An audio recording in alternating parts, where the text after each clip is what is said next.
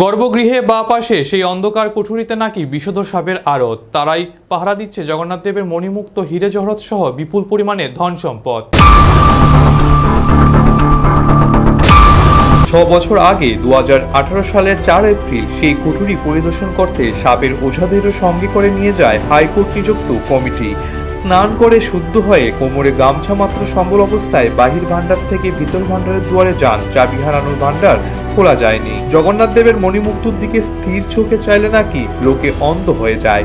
Search light চেলে ভিতর ভান্ডারের জাফরি কাটার দরজায় জোরালো আলো ফেলে ভয়ে ভয়ে তাকিয়ে কেটে পড়েন পরিদর্শনকারীরা। হাল আমলে জগন্নাথ মন্দিরের রত্নভান্ডার রহস্য তাই আরো গাঢ় হয়েছে। ওড়িশার সদ্য সমাপ্ত বিধানসভা ভোটে রত্নভান্ডার চাবি অন্তর্ধানকেই তাস করেছিল বিজেপি। বাহির ভান্ডারের জগন্নাথ, বলরাম, সুভদ্রার বিভিন্ন উৎসব অনুষ্ঠানের বেশভূষা, সোনার গয়নাগাটি সামনে রাখতেই 3 গোছা চাবির ব্যবস্থা।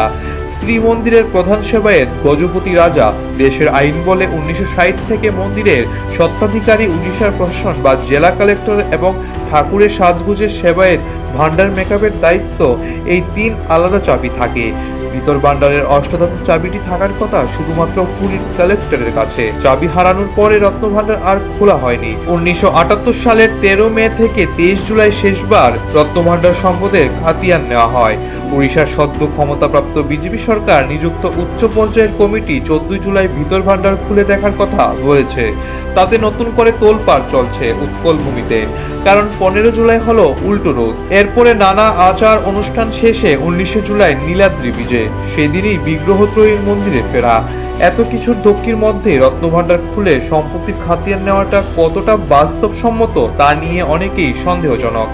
এর কারণ ভিতর ভান্ডার খুললে সম্পদের খাতিয়ান নিয়ে কয়েক মাস লাগার কথা।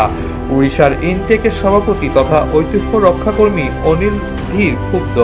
1978-এর নথির সঙ্গে মিলিয়ে রত্নভান্ডারের সম্পদ খতিয়ে দেখার থেকেও সমস্যা গভীরে।